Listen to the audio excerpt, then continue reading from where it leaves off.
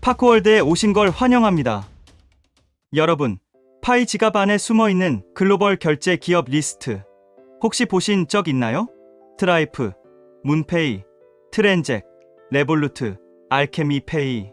세계적인 온오프램프 기업들이 죄다 한 군데 모여 있습니다.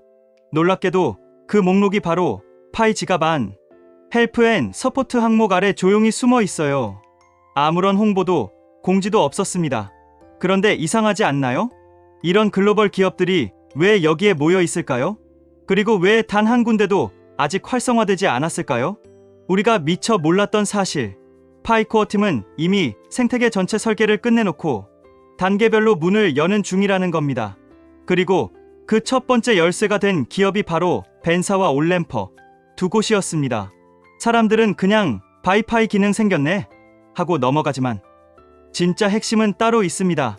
이 두 기업은 단순한 결제 플랫폼이 아니라 거래소, 시세와 파이 생태계 내부 결제 사이를 직접적으로 연결한 최초의 브릿지였어요. 지금까지는 OKX, 비트겟, 게이트.io 등 거래소들이 먼저 KYB를 통과하며 외부 시세의 기준을 만들었습니다. 하지만 그건 시작일 뿐.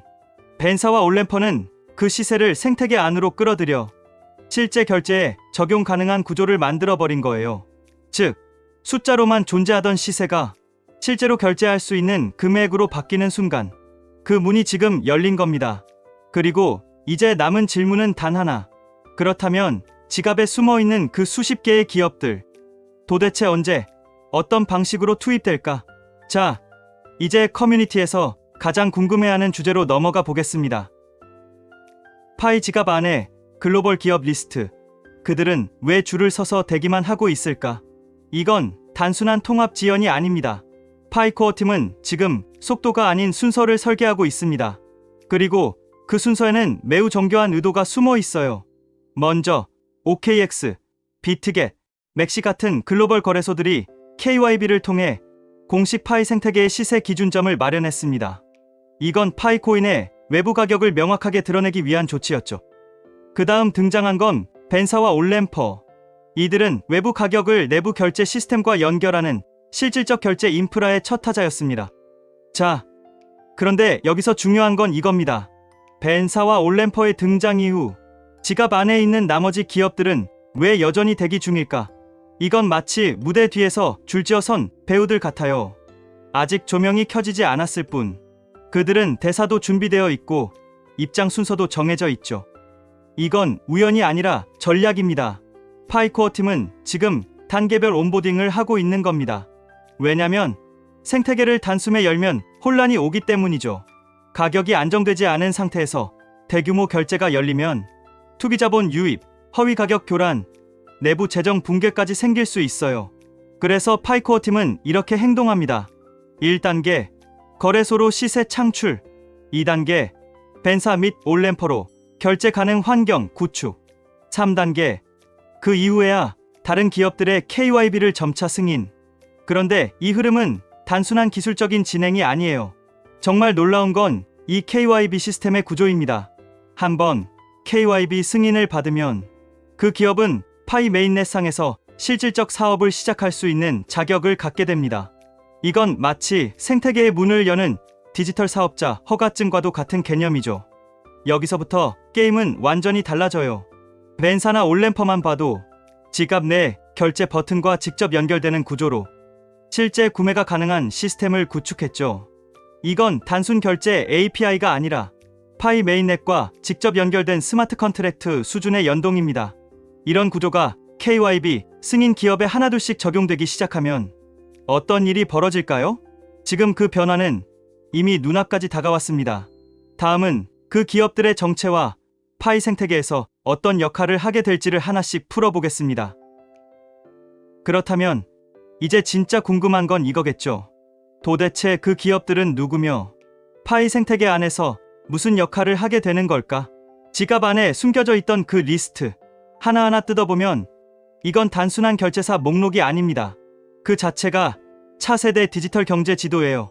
먼저 알케미페이, 글로벌 173개국에서 온오프램프 서비스를 제공하는 초대형 기업입니다. 최근 발표한 로드맵을 보면 단순한 결제를 넘어서 실물자산 연동, AI 기반 결제 최적화 시스템, 자체 블록체인 알케미 체인까지 계획하고 있어요. 이게 무슨 의미냐고요? 파이 생태계가 단순히 지불 수단에 그치는 게 아니라 자산 유통과 투자까지 포함하는 디지털 금융 시스템으로 발전할 수 있다는 뜻입니다. 다음은 문페이. 30만 명이 넘는 글로벌 유저를 보유한 UI와 UX 중심의 결제 기술 회사죠. 애플페이, 구글페이, 신용카드, 은행 송금까지 모두 연동되고 이미 세계 수많은 NFT 마켓플레이스와 파트너십을 맺고 있어요. 그런 기업이 파이 지갑 안에 들어와 있다. 이건 단순 결제가 아니라 누구나 어디서나 어떤 디지털 자산이든 파이로 사고팔 수 있는 미래를 의미하는 거예요. 또 있습니다. 트렌잭, 가디언, 트랜스파이, 스와트.com 등등.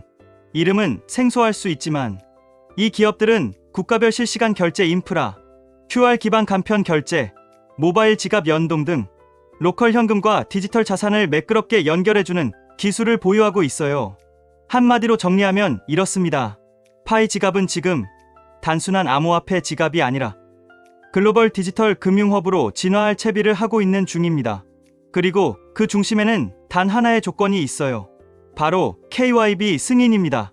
이제 곧 이 기업들이 하나둘 KYB를 통과하면 우리가 쓰는 지갑 안에서 세계 어디에서든 어떤 방식으로든 파이로 결제하고 교환하고 전환하는 일이 가능해진다는 뜻이죠. 그럼 다음 질문은 이거겠죠. 그렇다면 파이코어 팀은 왜 굳이 이렇게 많은 기업들을 불러들였을까? 이쯤에서 다음 이야기를 하지 않을 수 없겠죠. 파이코어 팀은 도대체 왜 이렇게 많은 결제 기업들을 지갑 안에 불러들였을까요? 지갑을 열어 헬프 앤 서포트 항목을 보면 놀라운 장면이 펼쳐집니다. 벤사, 올램퍼를 시작으로 알케미페이, 문페이, 트렌잭, 글로벌 온오프램프 기업들이 줄지어 리스트에 이름을 올리고 있죠. 처음엔 단순한 UI 디자인인가 싶었습니다. 하지만 자세히 보면 이건 그냥 리스트가 아닙니다.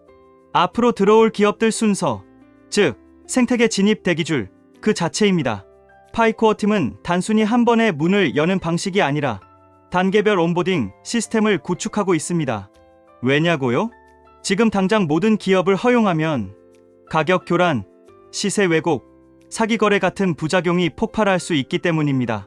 그래서 먼저 거래소들을 통해 시세 기준을 만들고 벤사와 올램퍼를 투입해 결제 구조를 테스트한 거죠. 그럼 여기서 결정적인 반전 하나. 그 리스트 안에 바이낸스도 있다는 사실 알고 계셨나요? 맞습니다. 지금까지 파이코인은 바이낸스에 상장된 적이 없습니다. 공식적으로 거래된 적도 없어요. 그런데도 지갑 안 서포트 항목에 당당히 바이낸스 서포트가 들어가 있습니다. 이건 무슨 뜻일까요? 단순히 예상 시나리오일까요? 아니면 실제로 KYB가 진행 중인 걸까요? 단서 하나는 이미 나왔습니다. 작년 바이낸스는 공식 플랫폼에서 파이코인 상장에 대한 투표를 진행했어요. 그 말은 즉 내부 검토나 사전 교섭이 이미 시작됐다는 의미일 수 있습니다. 그리고 지금 그 이름이 파이 지갑의 공식 서포트 섹션에 올라왔다는 건 단순한 관심 이상이라는 얘기입니다. 다시 말해 바이낸스가 파이 생태계에 들어올 준비를 하고 있다는 시그널일 수 있다는 거죠. 이건 엄청난 일입니다. 단순 거래소 하나가 아니라 글로벌 1위 거래소가 파이 생태계와 연결될 가능성을 공식 지갑 안에서 직접 드러냈기 때문이에요. 이쯤 되면 파이코어 팀의 전략이 확실해집니다. 단순 결제 생태계를 만들려는 게 아니라 글로벌 결제 네트워크와 디지털 자산 순환 경제, 그리고 실시간 거래 시장까지 통합된 구조를 구상 중인 겁니다.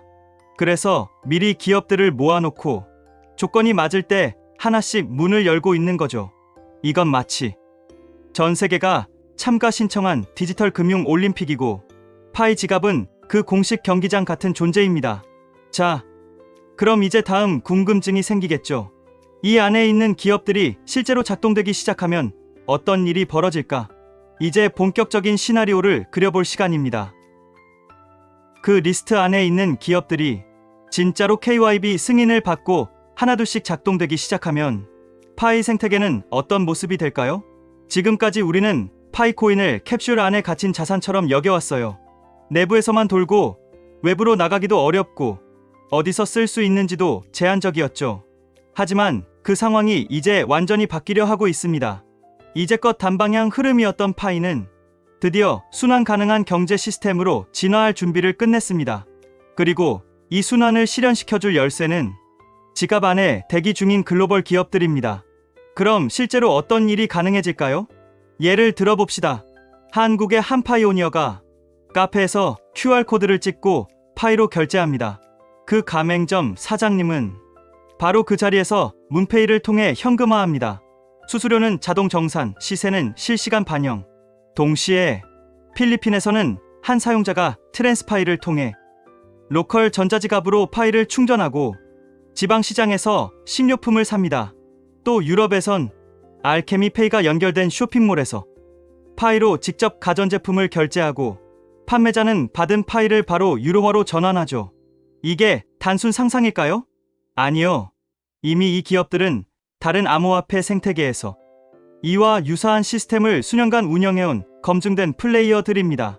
파이코어 팀은 그 중에서도 규제 대응 능력, 글로벌 커버리지, 기술 안정성을 기준으로 하나하나 선별한 기업들만 데려왔어요. 즉, 누가 더 크냐가 아니라 누가 더 믿을 수 있냐, 누가 파이를 안전하게 확장시킬 수 있냐를 기준으로 삼은 겁니다. 그리고 이제 그 기업들이 하나씩 작동되기 시작하면 파이 지갑은 단순 보관함이 아니라 글로벌 결제 허브, 환전 플랫폼, 실시간 금융 게이트웨이로 변하게 됩니다. 그러면 자연스럽게 파이의 가치도 이전과는 완전히 다른 기준에서 평가받게 되겠죠. 그렇다면 이 모든 시스템이 작동된 후 파이코인의 미래는 과연 어디로 향하게 될까요? 이제 마지막 한 걸음만 남았습니다. 이제 진짜 중요한 질문입니다. 이 모든 시스템이 작동된다면 파이는 과연 어디까지 갈 수 있을까? 우리는 오랫동안 1파이의 가격에만 집중해왔어요. 1,000원일까? 만원일까? 혹시 100만원? 하지만 이제는 질문 자체를 바꿔야 할 때가 왔습니다. 파이의 진짜 가치는 과연 어디에서 오는 걸까? 정답은 의외로 단순합니다. 쓸 수 있느냐, 없느냐. 이 한 줄로 요약됩니다. 아무리 희귀한 자산이라도 실제 생활 속에서 사용할 수 없다면 그건 숫자 노름에 불과하죠. 하지만 파이가 실제 매장에서 결제되고 받은 사람은 그걸 다시 현금이나 다른 서비스로 바꿔 쓸 수 있다면 그 순간부터 파이는 단순한 코인이 아니라 실제 경제 안에서 흐르는 자산으로 진화하게 됩니다. 파이코어 팀이 지금 만들고 있는 건 바로 이 구조입니다. 파이 기능을 통해 파이를 구매할 수 있는 입구가 열렸고 벤사와 올램퍼가 그 입구를 안정적으로 관리하고 있죠. 이제 지갑 안에 대기 중인 문페이, 알케미페이, 트렌잭 같은 기업들이 하나둘 KYB를 통과하기 시작하면 출구와 재사용 경로까지 완성됩니다. 그럼 어떻게 될까요? 파이는 단방향 결제 수단에서 쓸 수 있고 받고 다시 쓰는 진정한 순환 자산으로 바뀝니다. 여기서 중요한 점 하나. 지금까지 대부분의 디지털 자산은 이런 구조를 완성하지 못했습니다. 비트코인도 이더리움도 대부분은 여전히 투자용, 보관용 자산으로만 존재해왔죠. 결제 실험은 있었지만 광범위한 실생활 순환을 완성한 자산은 없었습니다. 그런 의미에서 보면 파이는 지금 이 구조를 현실화할 가능성이 가장 높은 최초의 디지털 프로젝트일지도 모릅니다. 이건 그저 희망이 아니라 이미 우리가 손에 쥔 지갑 안에서 하나씩 실행되고 있는 현실이에요. 이 모든 순환 구조가 완성되었을 때 파이의 가치는 지금과 완전히 다른 차원에서 평가될 수 있습니다. 그렇다면 이제 이런 구조가 현실이 되었을 때 파이의 가치는 도대체 어떻게 결정될까요? 여러분, 솔직히 말해볼까요? 요즘 파이 시세가 생각보다 낮게 형성되면서 특히 한국에서는 결제 가맹점 확산 속도가 조금 주춤하고 있는 게 사실입니다. 이건 누구도 부정할 수 없는 현실이에요. 그렇다면 질문을 바꿔봅시다. 시세가 낮다고 해서 가치도 낮아진 걸까요? 아니요. 지금 파이 생태계에서 벌어지고 있는 건 시세와는 또 다른 기반 가치의 구조화입니다. 단순한 가격보다 훨씬 더 중요한 건 그 코인이 실제로 어디에서 어떻게 쓰이느냐, 그리고 얼마나 빠르게 순환하느냐예요. 예를 들어 누군가 1,000파이를 보유하고 있다고 가정해볼게요. 지금 당장은 개당 600원대일지 몰라도 그 파이가 매장 결제, 정산, 재사용을 통해 실제로 돌고 있다면 그건 60만 원의 정적인 가치가 아니라 계속 움직이면서 120만 원, 180만 원의 거래 흐름을 만들어내는 순환형 자산이 될 수 있는 겁니다. 우리는 이걸 화폐로서의 유통 가치라고 부르죠. 파이코어 팀이 지금 시도하는 것도 바로 그 지점입니다. 바이파이, 벤사, 올램퍼, 그리고 대기 중인 글로벌 온오프램프 기업들. 이 모든 요소는 단순 시세 상승을 목표로 한 게 아닙니다. 흐를 수 있는 자산 구조를 만들어 그 안에서 실질 가치를 창출하는 시스템이죠. 그래서 지금 중요한 건 1파이 얼마냐라는 질문보다는 이 파이가 얼마나 자주 쓰이고 얼마나 많은 유통 루트를 가지게 되느냐를 보는 시각입니다. 그게 바뀌면 시세는 자연스럽게 따라옵니다. 가격은 구조의 반영일 뿐이니까요. 지금은 누구나 느끼는 약간의 침체기일 수 있어요. 하지만 시스템은 조용히 아주 깊게 구축되고 있습니다. 그리고 지금의 시세만 보면 파이는 여전히 실험적인 자산처럼 보일 수 있습니다. 하지만 시세는 후행 지표일 뿐이고 생태계 구조는 선행 조건입니다. 지금 파이가 구축 중인 이 실사용 기반 구조가 완성 단계에 도달했을 때 시세는 그 구조의 실체를 반영하며 새로운 기준점을 형성하게 될 겁니다. 그게 내일은 아닐지 몰라도 그 방향으로 가고 있다는 사실만큼은 확실하죠. 이 시점에서 가장 중요한 건 누군가의 예측이 아니라 여러분의 실제 사용 경험입니다. 이제 여러분의 선택이 파이 생태계 전체의 다음 흐름을 바꾸게 될지도 모릅니다.